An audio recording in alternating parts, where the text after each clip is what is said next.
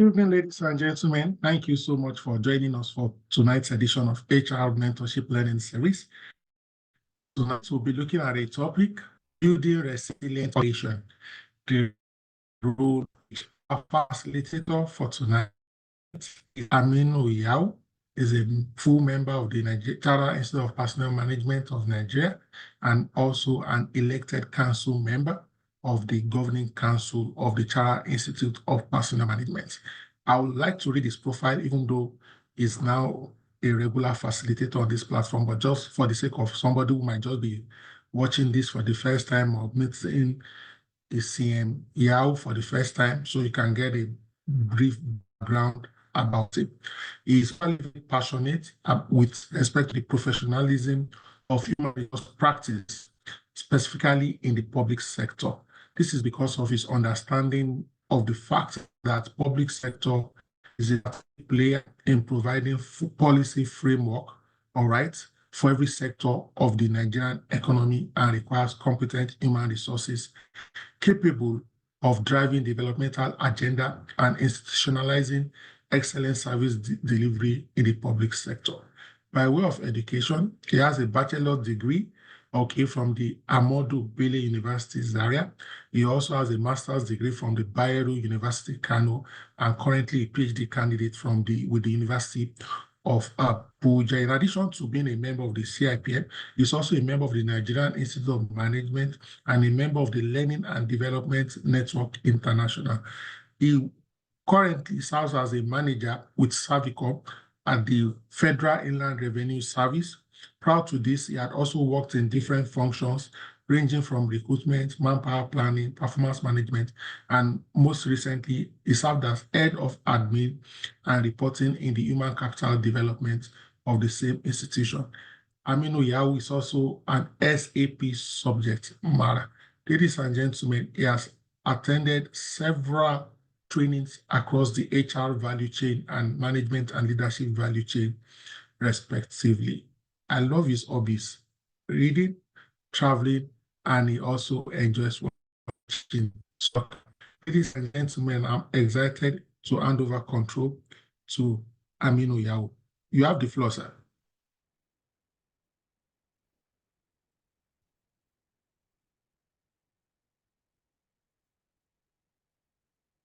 Aminu, are you with us? You can unmute. Oh, good. Thank you so much, sir.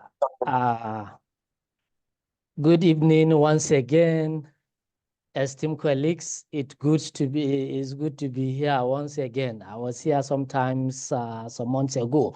We had a very good conversation, and today too, God's willing, is going to be another interesting conversation. I believe we have 1 hour to have this conversation, so I will make it as as succinct as possible. And I always want a situation whereby my participants are sharing their knowledge and experiences. So I will be leading the discussion. I hope that every now and then you guys will be chipping in. Certainly, I will pause and ask questions, and seek your opinion on some issues. So by way of introduction, we are going to look at this from 4 major perspectives. Like to say, we look at the introductory part of it, the characteristics of a resilient organization. We'll look at the strategies for building resilience, which include fostering adaptability, enhancing employee well-being, and driving organizational culture and leadership. Second to the last, of course, is to look at how to measure resilience in our various organizations, and we conclude. And the objective of this, discussion is to appreciate the concept of resilience in an organization. We are going to highlight the role of HR in developing skills to foster adaptability and agility in our organizations. Also, we will look at how to manage employee well-being so that we will be able to combat stress and burnout. We, of course, hope that We will look at how to institutionalize a culture that embraces change in our organizations.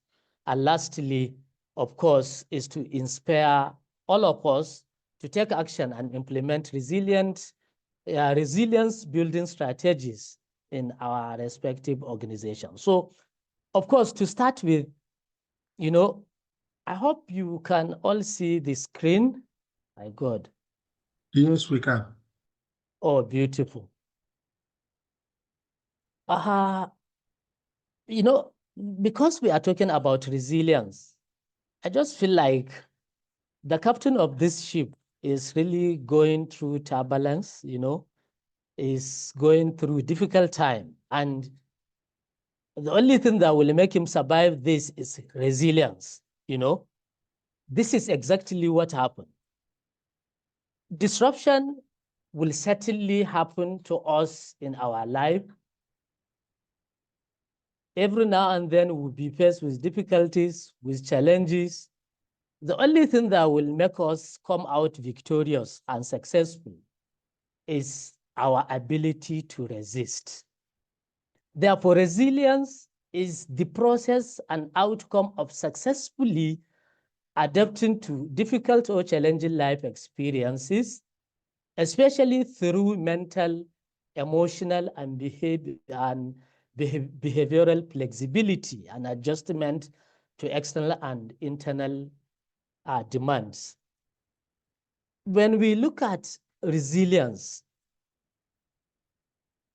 whenever you hear resilience, definitely there must be something troubling, and you are able, or we are able, to withstand whatever pressure, disappointment, difficulty, you know, using some skills, some patience at certain time, you know, strategies, you know, doggedness, you know, not giving up, you know, competing is what will make us succeed, and that is resilience. So according to Merriam-Webster Dictionary, resilience is the capability of a strong body to recover its size and shape from deformation caused especially by compressive stress. This is to say, no matter how you are going to look at stress, no matter how you are going to look at disruption, if you are not able, if you don't have the capability and the capacity to recover in terms of your size, in terms of your senses, in terms of your productivity, in terms of everything, it means if you cannot do that, you are not resilient. So resilience is that ability to recover. That's just it. So looking at resilience, no matter what, resilience is about these 6 aspects: agility, strength, confidence, motivation, challenge, and change. Whatever is going to happen to you, 1, you must be able to be agile to navigate through it. 2, you must withstand that pressure. You must have the strength to carry on. You must also have confidence, and you must have motivation within you. That intrinsic motivation, you should not even wait for somebody to help you do it. No, inside you, that voice, that inner voice that will say, you can do it, you can make it, move ahead, you know? And of course, you have to challenge yourself, and you have to prepare for change, accept change, because the only constant thing in life is change. So why is building resilience important? As I said, change is constant. We all know this. You know, no matter what, life will never be static. What happened yesterday is not what is happening today. The weather we are having today may not likely be the same for tomorrow. So, which means we have to always be ready, you know, to withstand whatever is coming our way. That way, we need to prepare ourselves.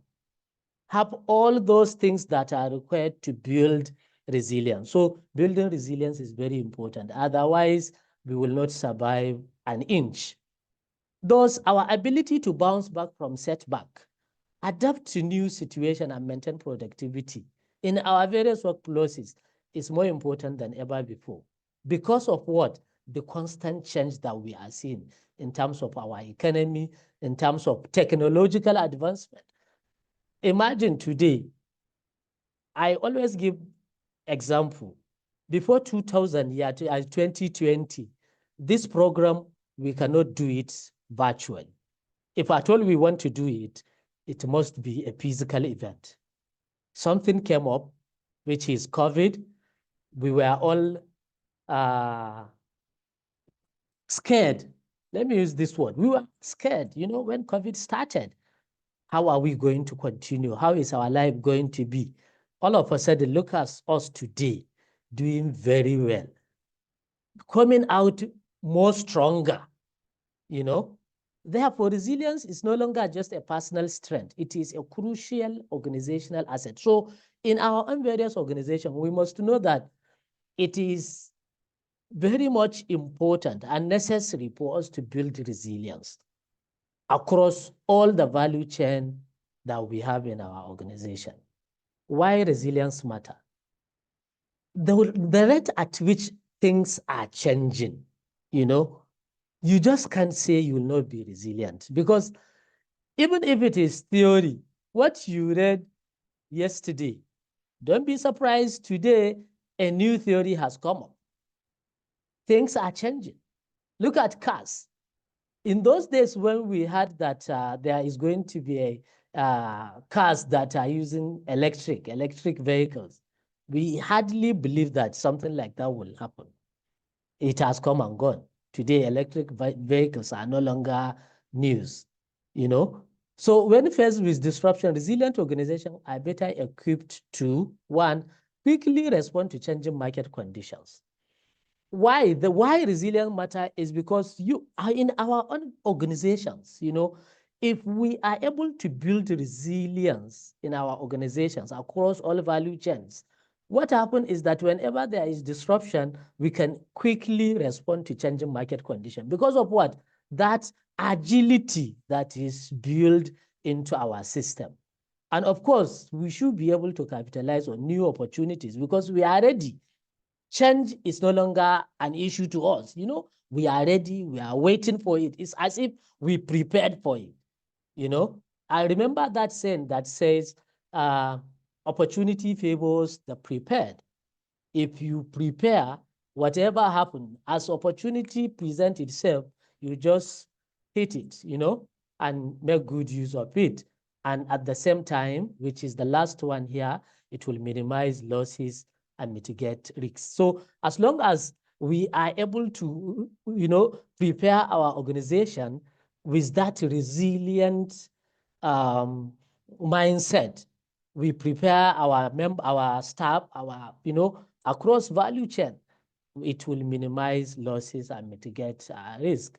So what is the role of HR? We as HR, what is it that is our role in ensuring or fostering resilience in our organization?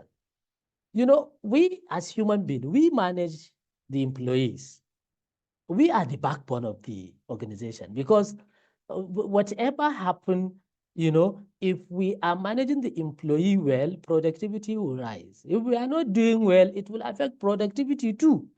So as human resource professionals, there are a number of strategies that will help us build resilient organization to effectively navigate challenges and sustain long-term success. And one of them is fostering adaptability. We as HR, we must be able to ensure that we prepare our staff in terms of training and otherwise to be adaptable. That's number one. Number two, support our employee well-being is very crucial. And lastly, we should be able to drive organizational culture and leadership development. Organizational culture here is talking about the changes that may come up.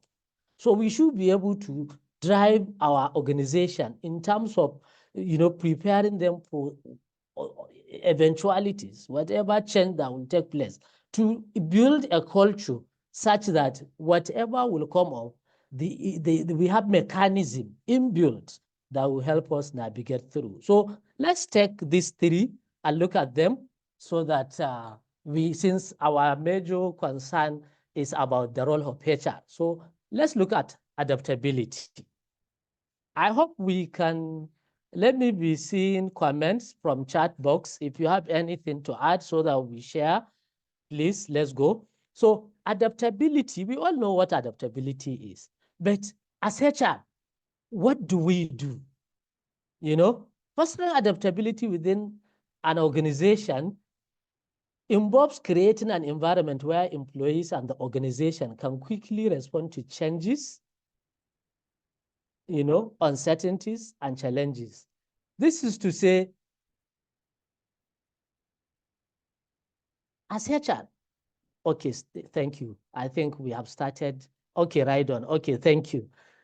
You know, as HR, we have to develop capability of our staff to be able to adapt and respond to whatever change that will come.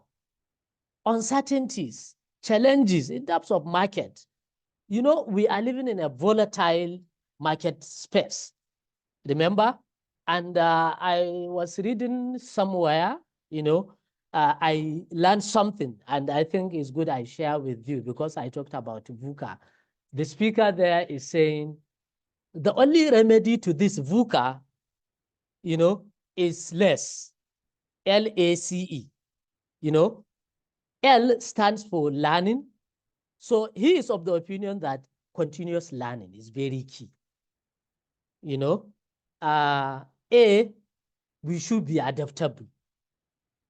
You know, that adaptability and agility, he said we should make sure that we are adaptable and agile. The C, he now talked about collaboration. Yes, he said we should be able to collaborate. And E, he said experiment. Yes, thank God I remember correctly. Experiment. So what I'm trying to say here is that as HR, we should be able to develop the capacity of our staff, you know, in promoting learning culture. What do I mean by promoting learning culture? You see, like I said, things are changing. Most of us, like Doctor now, I'm very much sure what he was taught in his first degree, his master's and PhD, is not the same he's teaching now, because everyday theories are changing. So if whenever he went to class, before going to the class, he has to research to see what are the latest theories and trends, you know, so continuous learning and development. And of course, beyond that, we have to offer cross-functional opportunities because of the environment we are living in, you know, and we should embrace feedback. We must be open to feedback because many a times we have problem with feedback. We sometimes see feedback as, what do you call it? Criticism, you know? No, we should see feedback as feedback, you know, as something that will help us improve. Secondly, we should also develop agile leadership.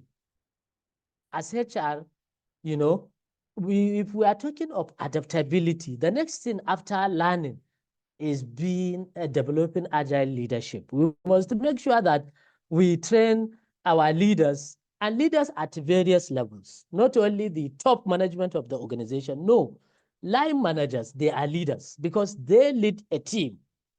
So we need to develop their skills, encourage servant leadership. What do I mean by encourage servant leadership? Good. Boyeka, thank you. Learning, continuous learning, adaptability, collaboration. Okay, thank you. Somebody said adaptability value is the key to resilience, whether in organization or the employee. Agility is also part and parcel of adaptability and resilience. Thank you so much for your contribution. So beyond developing agile leadership, we should also support our employee well-being. Supporting employee well-being, it means we have to implement flexible working arrangement. Flexible working arrangement, you see, especially with Gen Z now, if you ask them to come to work at 8 a.m. and close 5, most of them, you are going to run into trouble with them. As long as you need their 100% commitment, you need to develop a flexible working plan, be it remote work, hybrid, whatever, something that will appeal to their senses. You have to promote work-life balance, provide resources for mental health and stress management.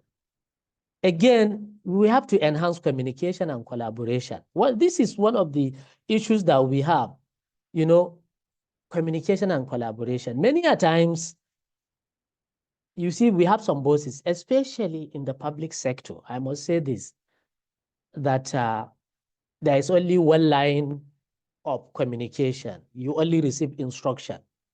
Feedback is not needed. Contribution, observation, comment, But your staff, your subordinate, they have very, quality, because they are at the lower level. So they have information that before that information reaches you at the top, I'm sure it must have passed through certain, what do you call it? Plenty of channels before reaching the people at the top. So the crux of the issue may have changed, a bit.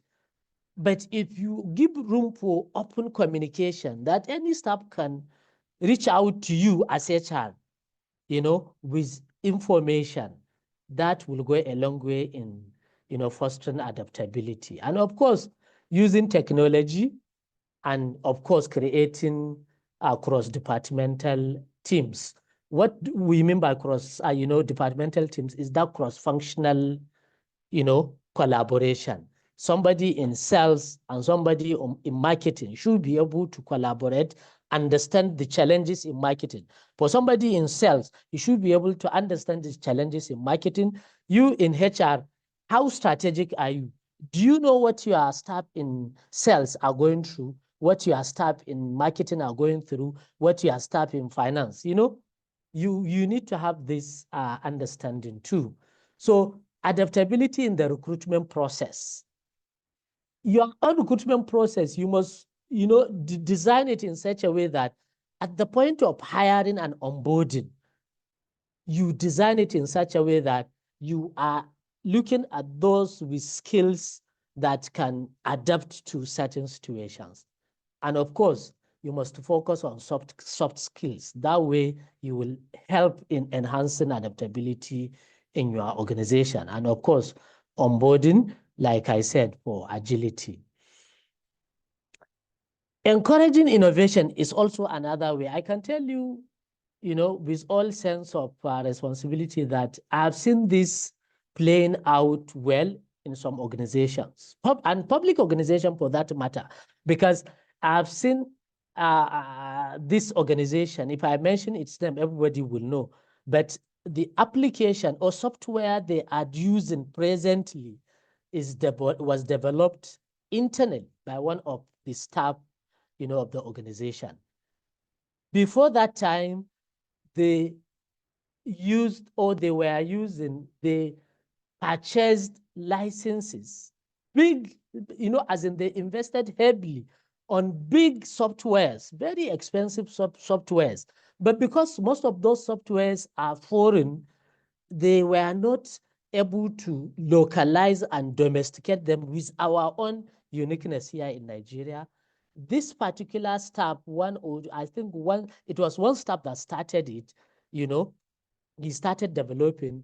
He now sold the idea to management. After management saw the beauty in it and it's cheap and it's internal, not just cheap, at no cost, because it's the staff, that is being paid salary that went out of his way to develop that application, or software. It was adopted. They abandon all the expensive softwares that. So let's try to encourage innovation and risk taking in our organization. That way, I tell you, it fosters adaptability in our organization. Reward creativity and innovation, create a safe to fail environment. Don't make it in such a way that your staff are afraid to try.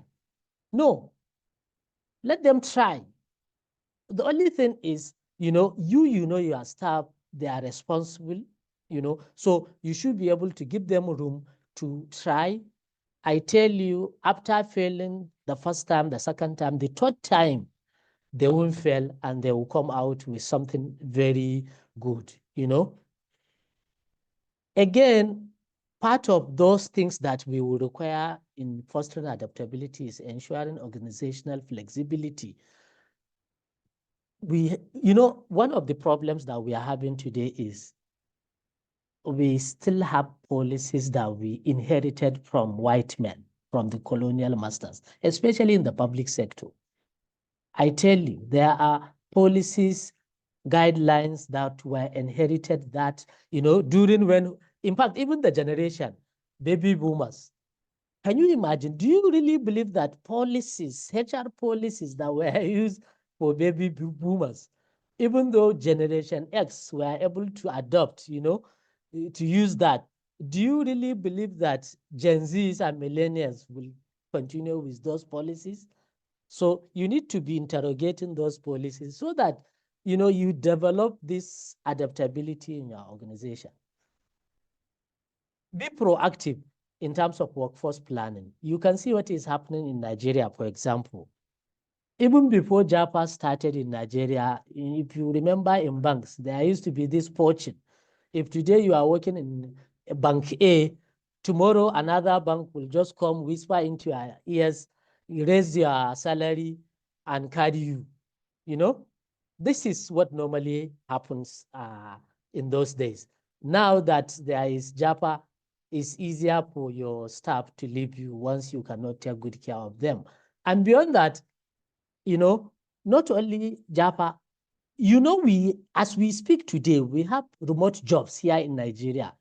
If you are not taking good care of your staff, you are not, giving them that chance to be themselves, they can easily leave your job and, engage themselves into this remote work. They will be staying at the comfort of their houses, earning dollars and pounds, and there is nothing you can do about it. So the second aspect, beyond adaptability is employee well-being. So employee well-being is also an area that is very essential. We really need to look at it as long as we want to, develop resilient organization. If we really want to institutionalize resilience in our organization, we need to put in place policies that are targeted towards, enshrining employee well-being in our various workplaces.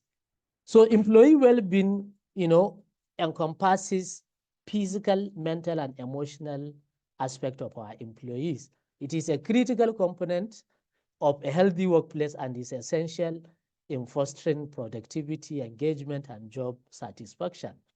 So what do we do to enhance employee well-being? One, create a healthy work environment. How do we do it? Number one, this is something that is happening. Promote economics. Many a times, like I said, the earlier we realize that even the office space that our parents use, we may not likely use them now, the better for all of us. The sitting, because of our nature of work, sitting too long, we need to look at the office, the sitter, the chair we are using, the table. Is there any provision for stretching while somebody is working? Is there any provision for, physical support, as in physical activity while working? I was telling somebody that, my first time of traveling abroad, back, years back, I went to a restaurant. I saw that they don't have anywhere to sit.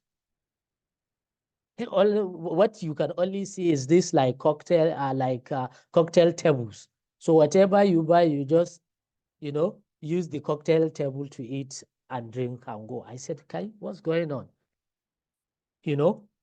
I was new to the environment then, and I was new to those type of things. I realized that they are trying to reduce, sitting. So once you are out of your workstation, so they will make sure that you do some physical activity before returning to your seat, And of course, we should be able in our various workplaces to provide healthy food options. This is very important, especially if you look at most organizations now, they have their own canteen. And they even recommend those things to be sold in the canteen. This is a very good and laudable idea. Secondly, supporting mental health. Supporting mental health means providing access to mental health resources. Like in my office, I can tell you, we do quite a number of activities to support mental health. One, annually, we do sensitization. We call it Health Talk, where we invite a medical practitioner, expert, to come and speak to our staff on, like give advice, counseling, and attend to people issues, questions and answer, concerning mental health. Again, not just providing that opportunity, you need to even normalize the conversation around mental health. Let there be a culture in your organization where employees are comfortable, talking about their mental state. Let anybody not be punished, or abused, for any, let there be any stigma, kind of. And you should be able to train your managers to recognize signs of stress. This is very essential. As soon as a manager I observe that there is sign of stress in any of your staff, you should be able to invite that staff for discussion, if there is need for him to slow down in what he's doing, if there is need for you to change his role, you do it. If there is need for you to enrich his, redesign his job schedule, something like that, Again, you must insist. This one, you must do it. Insist on work-life balance. Especially we in public sector, we normally have people that they don't go on annual leave. There may be reasons, but most of their reasons for me are not good reasons, because there is no reason why you will work for 11 months in a year straight. You cannot take 1 month to go and relax yourself, change your environment, have a fresh air into your brain. The people can give different excuses, but I tell you, it's very important to force people to go on leave, let them, have free time with their family, with their friends, and what have you. At the same time, promoting remote and hybrid work option is very essential because of the problem we are in now. One thing that interests me is that even at the Federal Civil Service, as we speak today, there are certain category of employees that come to work 3 times in a week. This tell you that they may have their reasons. Some are saying due to the economic situation, transport, coming to work, every day and what have you. But yet, is a way of ensuring work-life balance. And of course, encourage time off, like I said. People should be, like, I was happy to hear that in NNPC, as we speak, whatever you are doing, once it is 5 p.m., you shut down and close. Of course, with exception of top management, who you cannot determine their timing. But almost everybody, ordinary staff, you are expected, once it is 5, you close for the day and you go to your house. Okay, I just want to see how we are doing with time. Okay. Create positive work culture. That is to say, encourage open communication. Let people talk freely. And you need to recognize and reward contribution. This is something that banks are doing very well and is interesting. Whenever you enter any bank, if you look, you will certainly see in one of the corners of the bank a picture, portrait of one of their staff. They will tag him Employee of the Month. That is a way of recognizing and rewarding his contribution. And of course, facilitate social connection, you know, through organizing team building activities, social event, etc. Provide financial wellness support. Financial wellness support, this is also important. I can tell you, so many organizations, they have this package like medical assistance to their staff. My office, I know we have, and several other organizations. If you have any, sickness, that will warrant you requiring huge sums of money, you as HR, you should be able to make sure you have policy in place that will support your staff to do that. Okay? Then promote emotional well-being. Emotion is very important. A lot of us, we are battling with so much pressure, be it family, the society, and work itself. So it is our duty as HR, as long as we want to entrench a culture of resilience in our organization, we should be able to promote emotional well-being of our staff through encouraging emotional intelligence. Give your staff training on emotional intelligence. Let them understand themselves. Let them have empathy, resilience, let them have, motivation, self-motivation. Create psychological safety. Celebrate diversity and inclusion. You have to have programs and policies that support, people from different backgrounds, so that people will be respected, people will feel respected and valued, and their contribution is appreciated too. Again, you should also support career development and growth of your employees. I can tell you for sure, there are organizations today that I know, quite a number of them, that once you want to go for professional development, they support you. Like I said, in my organization too, it's like, it's not a written policy, but it's an implied policy, I would say now, that every year, as long as you are a professional member of a particular organization, you are entitled to one conference and one MCP. This is a laudable, policy. So you need to have that career development and growth for your staff. And again, in terms of career, you need to, have a clearly defined career for your employee, such that your employee can easily see where he is going to, what courses he requires to attend, to move to the next level, so because everybody wants to grow, that will help him invest his energy and talent into your organization. And you offer coaching and mentoring program. Of course, I think I spoke about implementing wellness program, establish policies for a supportive work environment. Again, sometimes in some organizations, you see issues relating to harassment. Some organizations, you will see they have, what do you call it? Kindergarten, they have, what do you call it? A sporting, like gym.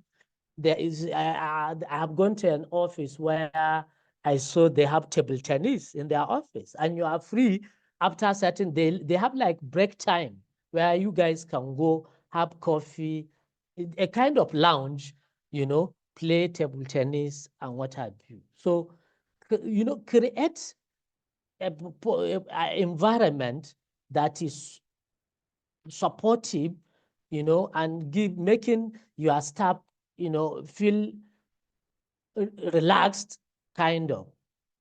At the same time, it is important to mention that presently in the Federal Civil Service, a policy has been approved on paternity leave. So, we used to have policy on maternity leave. So now, even the husbands, they are entitled to 2 weeks paternity leave. So this is something good, that federal government is doing. Measure and respond to employee well-being. Conduct employee, some organizations are doing surveys. It is important that all of us, we begin to see that survey is a way of getting feedback from our staff. So let there be surveys at regular intervals such that our colleagues will air their opinion on some of the policies that, we are doing, on some of the activities, that we are doing in our organizations. So you need to have a metrics that will monitor the indicators, in terms of well-being of your staff. Is it absenteeism, turnover, employee engagement? All these metrics, you need to find a way of tracking them and be able to gauge your employee well-being. Okay, building a culture of change, which is the last part as we HR, that is our responsibility to do as long as we want to build a resilient organization. Like I said, during the introduction, change is constant. Change is inevitable. We must always prepare that change is coming. So what do we do in this respect? We must create a culture in our organization where adaptability, innovation, and continuous learning is encouraged. How do we do that? We need to define and communicate core values of our organization, clarify the mission, vision, and values of the organization such that our members of staff, will know that this is where our organization is heading to. This is the values our organization stand for. So we can easily build our thinking, our yearnings, our dreams, our aspirations along those visions, missions, and values of our organization. And consistently, of course, those missions and visions, you will not just do them one time. You need to communicate consistently. Let people get used to them by reinforcing. You must reinforce those. You must have a ritual that will reinforce those missions, visions, values that you are preaching. And you must live by example. In terms of recruitment, you must also be conscious of the fact that there are people that may not fit into your organizational values. So if you are doing recruitment, you must look, consider your vision, your mission, your values, such that you will hire the right person who will fit into your culture and become your cultural ambassador. You must also promote leadership that embodied culture, a leadership that embodies the culture you are promoting. A leader that walks the talk, a leader that lives by example, a leader that is held accountable. Somebody who, by looking at him, that he represents the dreams and aspirations of the founding fathers of that organization. You must also remember to make sure that your culture is embedded in your performance management system. Develop talent with culture in mind, continuous feedback, values, all these things are things that you need to align all of them with your performance metrics. You should also foster employee engagement and participation. If you allow yourself to be disengaged, there will be issue. So you must find a way of giving them sense of ownership. You celebrate milestone achievements and you highlight success stories. You encourage collaboration and open communication. Make sure that you didn't allow, your office or department to be in silos, and you implement communication, adaptability. Okay, thank you so much. Employee engagement is key. Thank you, my ECM, Adiola. Okay. Reinforce culture through recognition and reward. So this is one of the ways by which you reinforce whatever culture you want to institutionalize in your organization. One, you need to have change champions. Yes, you must also incentivize desired behavior. For example, if assuming, I'm just giving an example. If you said best customer service of the month, you have award for that. Best, what do you call it? Salesperson of the month, you have award for that.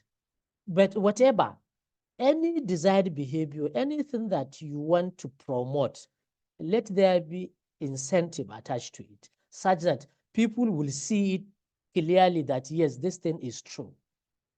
You promote diversity, like I said, because we need to get rid of bias in most of the things we'll be doing.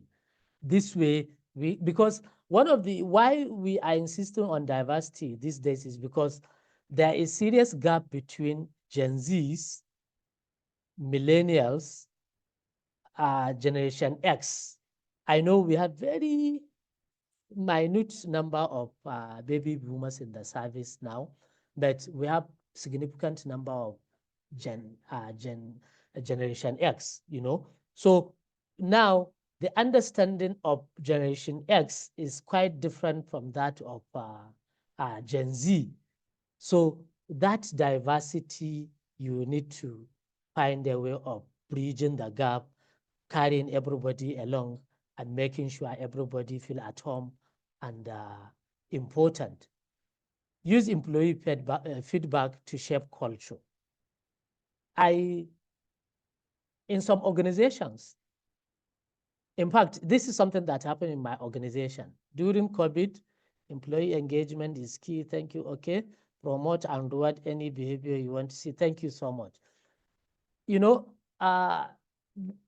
COVID, in my office, for instance, initially we started by saying certain number of grade level to work from home, then certain number of grade levels should come to work. There were challenges. Even those senior officers that were, asked to come to work, they said no, they too, they can work from home. And of course, because in a number of areas, our work, has been automated, those feedbacks, after coming, management saw reason with it. They now said, okay, so number of staff, category of staff too, should work from home. That is feedback. Initially, those particular cadres were not taken into consideration, but later, after the feedback, they were considered. So use feedback always to shape your culture and decision making. Okay. Lead change with culture in mind. So whenever you need to lead change, remember, what do you want your staff to take as their culture? So that if you are leading that, they are copying you. It's just like to say, if you want your officers as a boss now, as head of the office, as manager, if you want your officers to come to work at 8 a.m., sometimes you don't need to say anything. Just you come to the office by 8 a.m. Once you are there by 8, maybe they start coming after 8, and they now notice that every time, once it is 8, you are on your table. You will just, as in, see miracle. because involuntarily, they will on their own begin to change and, adjust and be able to come to work before 8 because they wouldn't want you to come before them. Monitor and adjust culture over time. You see, the truth is culture has life. It's just like human being. There is a time culture will be born and it has time when it will die. If that culture, you didn't kill it, it will no longer be relevant to your organization and it will kill your organization. So you need to monitor and adjust your strategy. You must make sure that your culture is in tune with reality. Final thought. So I'm trying to make sure that I'm within the time as I promised. I take this quote because when I read it, I was so interested. For me, it made a lot of sense.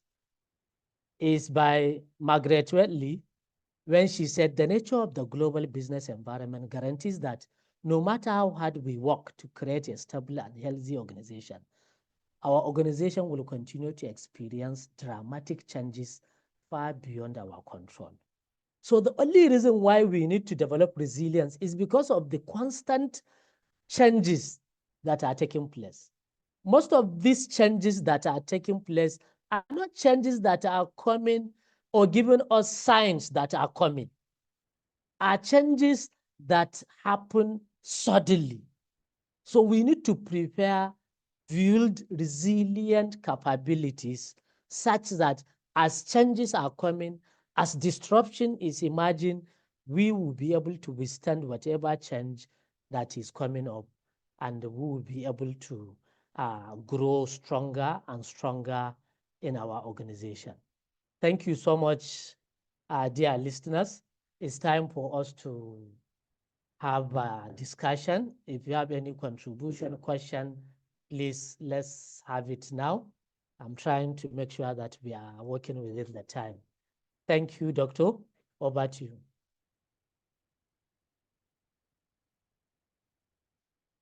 Thank you so much, my elected council member. That was a master class, well crafted, well articulated. Thank you so much for all the nuggets, all the insights, all the strategies, tactics you have so graciously, generously, magnanimously shared with us. I can see a lot of people on the group also extending their profound gratitude. You deserve all the accolades that we can, shower on you tonight. Ladies and gentlemen, I see so many people. I'm sure if I begin to mention names, I will enter some positive trouble, but just permit me to just mention a few people. I also like to say that Isian Aminu Yawu, feel free to also recognize some of the people on the call. You've already recognized Isian Madiola Koni Adekpegba. Thank you so much. You are a regular, but tonight we recognize you. I see my brother Bazalai Mohammed from Kano. Thank you so much, my brother. God bless you. Thank you. I see my brother and our veteran in the house. I see Osaya Shukushe. Thank you so much, my fellow. Thank you so much. We appreciate you. My brother, please, Aminu Yao, if you see people you think we should call out, especially tonight, please don't hesitate to do so. I see Omoba Princess. Thank you so much, man. Thank you so much for your consistency and always creating time to join us on this session. I see my sister Torita Babalola.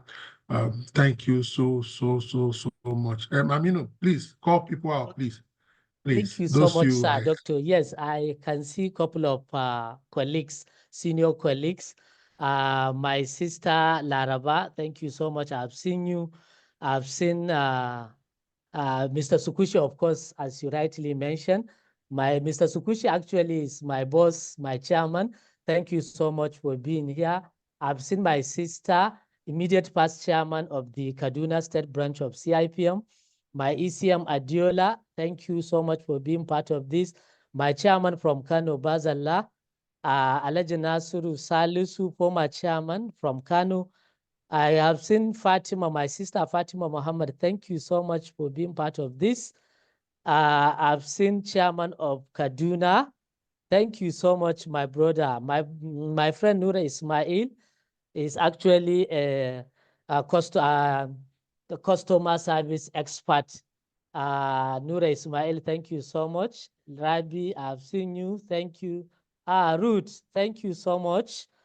I think you honestly you are quite, too many. I don't think I can call everybody, but I want to specifically mention Boyeka for your contribution. Thank you so much, Uncle K. Thank you, Tutu. Thomas, I've seen you too. Thank you, Rokibat. Thank you, Rita, Osamui, Omoba, my princess. Your boy is loyal. Thank you so much, Marian. Quite a number of them. My doctor, I really can't, I can only maybe request with your permission, if anybody wants to contribute, let them, maybe they can raise up their hand and give chance Yes. to contribute. Thank you, sir. Yes, please. If anyone wants to contribute tonight, please raise your hands and we will enable you. Yeah. Yes, I can see my ECM Adiola Akani. Do you want to say anything? I'm sure you will have one or two words to add to this.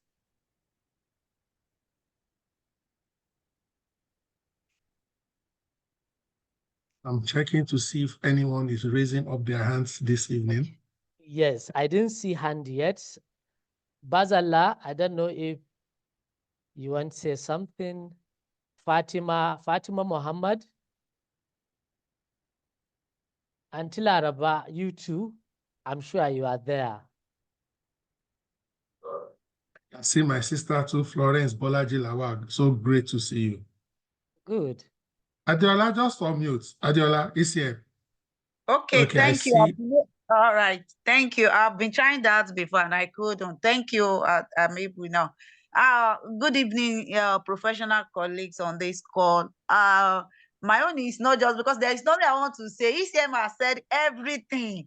I want to say thank you very much, ECM Aminu, for dashing out that knowledge. We sincerely appreciate you, sir. I've listened to you over time and over time again, and I cannot be tired of listening to you. Thank you very much. We appreciate you. At least sharing from one's worth of knowledge is something, some people hoard knowledge, but for you, you are not hoarding it. You are giving it out to us. And as you are saying it, I'm feeling it because it's what is actually going on in our respective organizations. So I want to say thank you. Like I put it in the chat group, that employee, when you mention employee engagement, and I say employee engagement is key. I just want to say and encourage the professional colleagues on this call. Yes, we might have put a lot of strategies in place in our organization. We may have a beautiful, well-carved core values, but I put it to you, if our employees are not engaged, the success of our company is dead on arrival.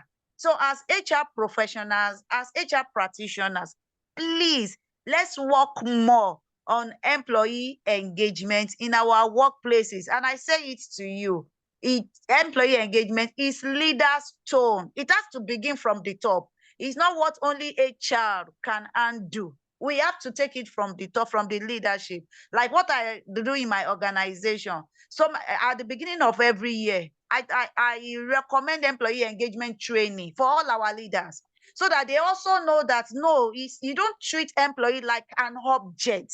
You treat them like people that are ready to move your business forward.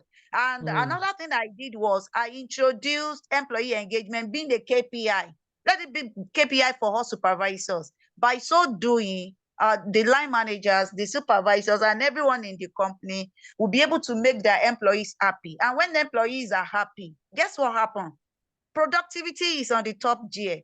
So I want to submit this. Thank you very much, ECM Aminu, for reminding this, for reminding us this again tonight. We appreciate you, sir. Thank you, ECM Oluyemi Adeosun, for this opportunity. We will always appreciate you, sir. Thank you. And thank you everyone that joined. Thank you. Thank you, ECM. Thank you so much.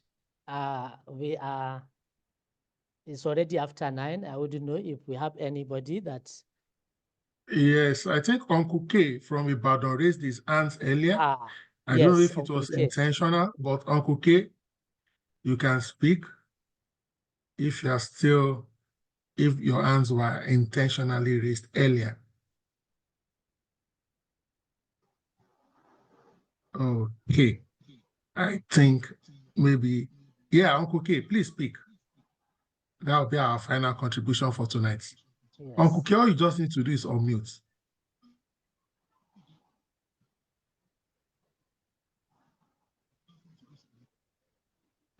It's like Uncle K's yeah, the is network unable sent. to. Okay, sorry. Nura Good evening. Ismail. Good Okay, evening. go ahead. After Okay, I Uncle K, wanted we'll to say take Nora. something. Yeah, Yeah. I've realized in my HR consulting that there's always a variance in employee engagement of small, medium enterprise and the large corporates. I think most employees that are coming into small, medium-sized organization probably have high expectations that are usually at variance with the profitability of the business as compared to large corporations. I've seen the beautiful presentation you made, sir, so very wonderful. But I always see that there is a disconnect between employee engagement of large corporates and small, medium enterprises. How do you think you can balance expectations from employees working with let me say small, medium enterprise and the large corporates as well? Thank you. Okay, thank you so much, Ma. This is honestly a very good observation. And I think there was the presentation I did yesterday, which dwells so much on expectation. This is one area that we are getting it wrongly, not only in terms of employee engagement. Most of the problem we are having today in our various places of work is about managing expectation. Managing expectation on its own is a topic, that will take 1 hour being discussed, honestly. In terms of employee engagement as a concept, irrespective of whether the organization is large or small, the concepts are the same. However, what is very key is that singular statement that you mentioned, expectation. How do we manage expectation of our staff? That will go a long way in making them engaged or disengaged. And managing expectation starts with open communication.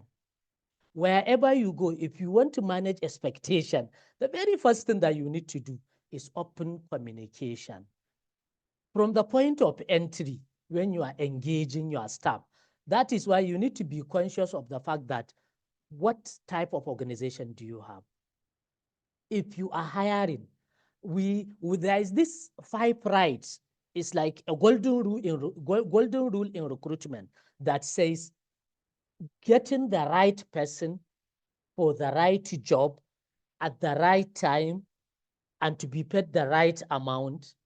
These rights you are seeing, you need to understand your organization and be able to employ or recruit or hire somebody who will fit into your culture, your vision, your mission, your values. That is where there is mismatch. As long as your employee, as is coming, is aware of your values, your mission, your vision, because even if you are a small organization, your mission or your vision will inform him where you are heading to, how you want to go there. And these are the core values that you want to put, in place for you to reach where you want to reach. If there is that open communication, that employee is very much clear and aware of that, I tell you, he will be engaged because he has already seen the future now, where you are going. So he will come with that dream or being part of the conductors of the organization to the future. But once there is no communication, there is no clarity in the engagement process, from that position, you have gotten it wrongly, and that employee will come with high expectation, and you will not be able to meet with his expectation, and he will be using your network looking for a job elsewhere. I hope because of time, I'm able to answer, but Doctor, I want you may add on this so that we have more understanding of the subject. Thank you. Thank you very much. You have provided a very robust, comprehensive response to that very important, critical, and also timely question. The only thing I'll just add, and by adding, maybe I'm just rescripting some of the things you have already said, and it's for SMEs, just like any other type of organization, our employee value proposition must be clear. It must be crystal clear. It must be so clear that it will attract the right kind of people, retain the right kind of people. The only other thing I would like to say is that as an SME, we sometimes have the intention and dreams of scaling. So if you're an SME, say for 10 years or 5 years, and you are not scaling, it's also okay if you don't want to scale, because by the nature of certain businesses, it may make sense to be small and continue to run small. However, if certain employees join your organization, your employee value proposition may be good for them, but maybe after 3 years or 5 years, because they have other evolving career objectives. So it's also okay for them to move on, as the case may be. But during the time they are with you, either for 5 years, 10 years, 3 years, whatever the duration, then your EVP should be clear. Part of your EVP, for example, in an SME may not necessarily will be paying in the top 5% of the industry. You are an SME. You are not, for example, top 4. But part of your EVP could be you will be exposed to cross-functional projects such that your competencies, capabilities will be developed. So you are clear on, maybe I give you flexible work, I give you flexi time. What are the things you are giving them? But this is the amount of money we can afford. We increase our salaries maybe by so range every year or every other frequency, as the case may be. Let's align this expectation, quoting Aminu Yahu now, align the expectation. And the truth is, perhaps the most important job in HR is recruitment. And that's why I like how Oga mentioned the 5 hours. Look, I know that when people are at home, especially if they've been at home for a while, any job that comes, they will want to take it. At that time, they won't care. Then 3 months later. So that is why during our recruitment, sometimes we need to be extra thorough so that we can get to the core. And by core, let me use another word there, the purpose, the intention. And it's not all these textbook questions that's why some people, when they are doing recruitment, they will take you for lunch or something, take you to a slightly informal where you speak freely. It will even look like it's an interview. You will be the one that knows that this is part of the interview process so that you can really gauge alignment, either for the short term, medium term, and long term. God will continue to give the owners and managers of SMEs wisdom to manage all the categories of employees, and of course, even the large multinationals need wisdom today more than ever before. Any other quick question or comments or clarifications or contributions? I saw Nura Ismail earlier raising his hand. I don't know if he's still there. Yes. Okay. I was trying to ask earlier, Okay. but I had some challenge with my unmute button, but I'm back now. Thank you so much, Dr. Adeosun. Yeah. Thank you. Yeah, welcome. This has been, as you put it, masterpiece, masterclass. It's this presentation. Okay, power pack.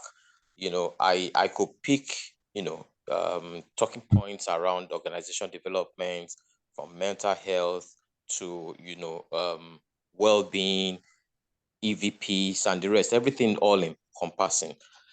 You mentioned something at the time about people working 11 months and then finding it difficult to go on leave for 1 month to go. Sometimes they may wish to go, right?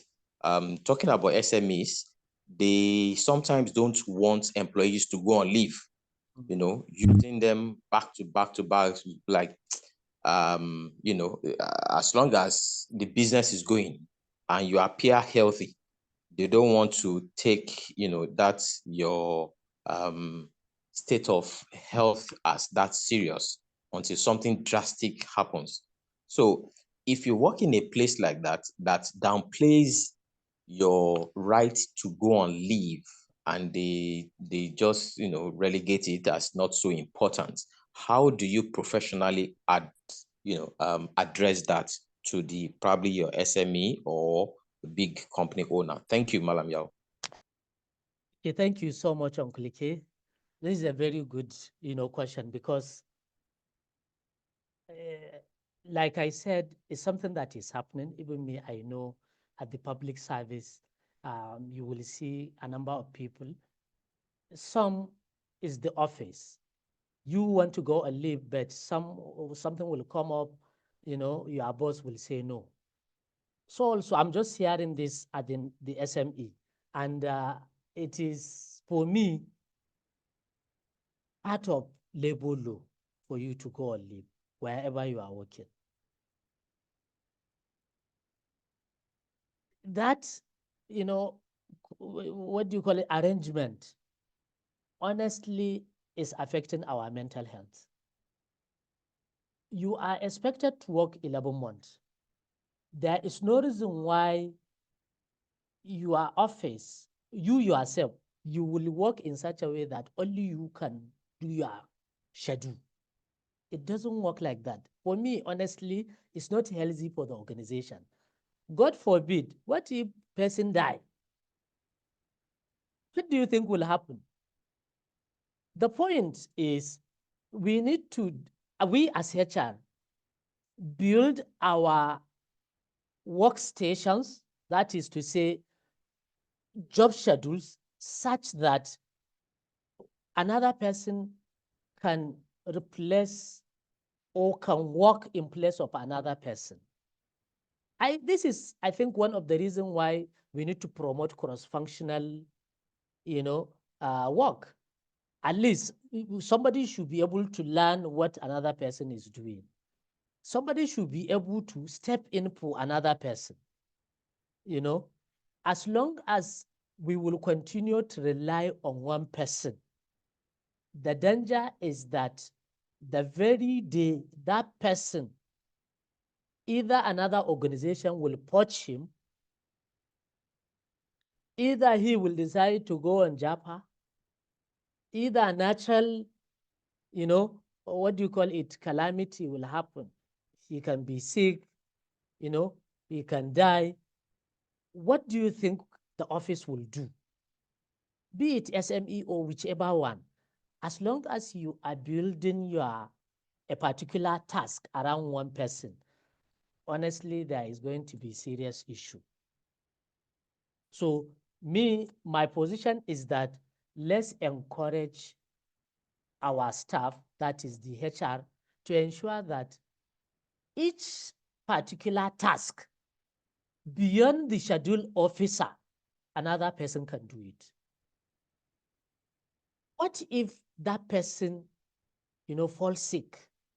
He has a family, he has family. What if he has family issues? For me, it's not good for you to rely on a particular person, on a particular job. No, there should be other people that can comfortably do that, so that if he wants to go on leave, he can go on leave. Because for him to take leave is for him to go and regenerate his cells that he lost over that time, and he will come with fresh ideas and thinking and strength. That's my perspective, and that is the best, way to go about it. Let there be couple of people that can handle a particular job in your organization, be it SME, be it multinational, be it public, be it private. Anywhere you rely on one person to do a job, you say that is why he will do shakara. That's the truth. He will do any type of shakara because he knows that imagine me and Dr. Adio, if I know he is relying only on me, only me, I will say before I go on air, you need to buy me malt. That also. Thank you. Gladly, I'll buy the bots. I volunteer. No, you buy I'll Zopo. gladly buy the bots. A whole container for that matter. Oh, thank you for that response. Very, very. We must I always think be Omoba careful. wants to say something, Doctor. Yes. Omoba, Princess, you can go ahead, ma. Thank you. Good evening, everybody. Thank you, SARS, for obliging me. I was in and out of the conversation because I was mostly on the road, but I was trying to follow as best as I can. So I hear you, sir, Aminu Yao, ICM, that, shadowing, job shadowing is very important so that someone is not the person that everybody is solely dependent on. There's also what we call job rotation. Yes. At particular times you rotate, the roles of your staff so that everybody else can know what everybody else is doing at some point. But I want to come on another perspective, and I want to speak to us HR practitioners. I always say this wherever I have the opportunity. We are the engine rooms of every organization. Yes. Be it a large corporate, be it a tiny SME, be it a one-room business, we are the engine room. And for anybody that is a HR professional and practitioner, that you are in a position to head your HR within your organization, that is some of the things that you have to take on board. You have to set the tone and the pace for how your HR functions within that organization. Because we would always keep talking about this and we will not have any solution to it. So when you're sitting down in the C-suite talking to the big people, the CEOs, the CEOs, all of the C-suite people, you are able to bring to forth. Don't forget that HR practitioners and professionals, we're like the glue between our top management level and the staffs, the rest of the staffs, middle management, lower staff. We are the ones who can see all the sides of the coin, all the sides of the room. And so we must be able to always be in that position to push the agenda that will help us to have a very vibrant core of our staffs within our organization. We need to be having that conversation regularly. We need to involve, even if it means the union, even the welfare, we need to be pushing this agenda that people must listen to the HR practitioners in their organization so that we can help them set the tone where no organization should be telling, a staff that you can't go and leave simply because there's a backlog of work. No, leave is an entitlement. Remember, you are entitled to it. So they're not doing us a favor by saying you can go on leave or you cannot go on leave. They can negotiate with you. That will be then be on your term. That, okay, because of this, because of that, could you please stay on for a little while? And then you can start bargaining on your terms. But I think the onus rests solely with those HR practitioners that are within each and every organization to help us push, so that we can have a resilient team that would also have, work and be able to make the organization very vibrant, very nimble, very efficient in whatever it is that we are doing. And that cuts across everything, cuts across the emotional intelligence, going on leave, not dependent on one person, no succession planning, no job sharing, no job shadowing, no, all of those things. Please, HR practitioners, wherever you are, you need to start taking your stand, making your voice heard, taking, that baton and saying, this is who we are within this organization. Without us, nothing is going to work well. So please start listening to us. Thank you very much. Thank you so much, Princess. Thank you so much. You have honestly summarized almost all the session of tonight. I want to believe that the crux of the message, Doctor, is that HR, we need to be on the table, right? We just have to be there. Whenever decision is taken, we must be part of the decision makers. Our voices must be heard and listened to. We must guide those at the top in taking any decision. And whenever, a right of any staff is involved, we should ensure that what is provided by the policy prevails. Thank you so much, Doctor. I can see Chairman of Kaduna, Mr. Chairman, Doctor, maybe he can be the last person to speak. Mr. Chairman of Kaduna, that is Emmanuel Ogumbi. All right. Yes. Okay, Emmanuel, good evening, sir. We are Thank you, privileged sir. to have Malaya, to hear thank you your for voice. Good evening, Doctor. Good evening, Yes, sir. Doctor. Glad to note this tonight for a great job. Thank you, Malaya, for a wonderful presentation. It has been an awesome, sharing with us this wealth of knowledge. I just want to bring the thought this way, that deepen conversation around this resilient building against government policies from inside out. We realize that a lot of pressure are also coming from government policies, government failures, begin to directly affect the workforce. Now, I also want to believe that as professionals who are in charge of people who eventually take the do we open a conversation, strategies to build resilience from inside out in such a way that the workforce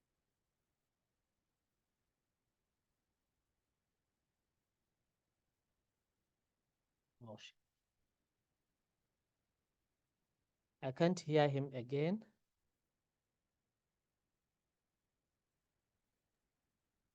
I think his network is fluctuating. He was saying something and around stabilize that are not from the organization, affecting, are not leadership issue. They are not internal issues, but external, but affecting the organization. I think a conversation around this may also do us well, as we have it right now in Nigeria today. A lot of policy are affecting and even going beyond the capacity of some organization to contend with. Thank you, sir. Thank you. Thank you so much. Thank you so much, my state chair, Mr. Emmanuel Ogumbi, state chair, Federal Institute of Personnel Management, Kaduna State Branch.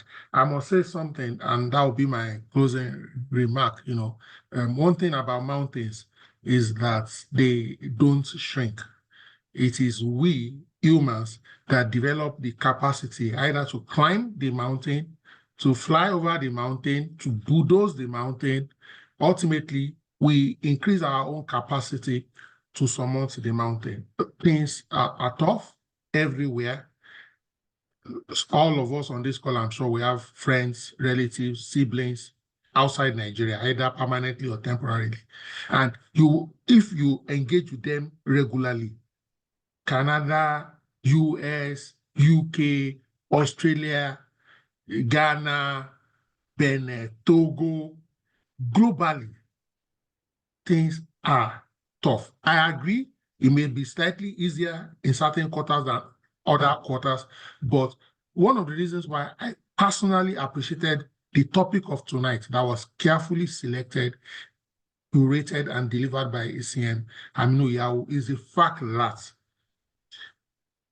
while we wish and hope for external factors to improve, for things to ameliorate, hope like Ngozi Okonjo-Iweala, our former minister and current Director General World Trade Organization, is not a strategy.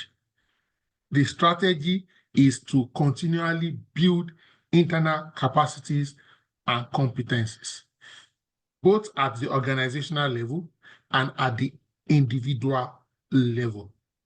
Okay, we will continue to engage with all the other stakeholders so that governments, federal, state, and local, to see how we can develop policies, both macro, fiscal and monetary, that will really ameliorate over time.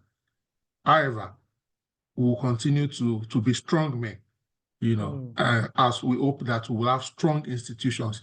And that is why we are saying, how do we build resilience of our organizations, of our firms? Ladies and gentlemen, I must celebrate, salute, appreciate every single professional, every single HR practitioner, every single leader that joined this session tonight. I must also celebrate our colleague. I'm tempted to say Comrade Hamidu Yao, elected council member. Thank you so much, sir, for so warmly, kindly, generously sharing insights with us tonight. Thanks to every single one of our colleagues, either through the Zoom chat box or those who even went the extra mile of unmuting and sharing their thoughts with us. This is a new week. Let's remain productive. Ladies and gentlemen, I'll unmute everyone now so that we can say a voice thank you to Aminu Yao, and we can have some after party if you want to say one or two things. All right. Thank you so much. Thank you, sir. God bless you, sir. Thank you. God bless you. Thank you. Thank you Thank very you, much. Dad. We are grateful. Thank you, madam. Sir, Dr. God Oluyemi, bless you. so much. God bless you. Accredited Master, well done, sir. I admire you.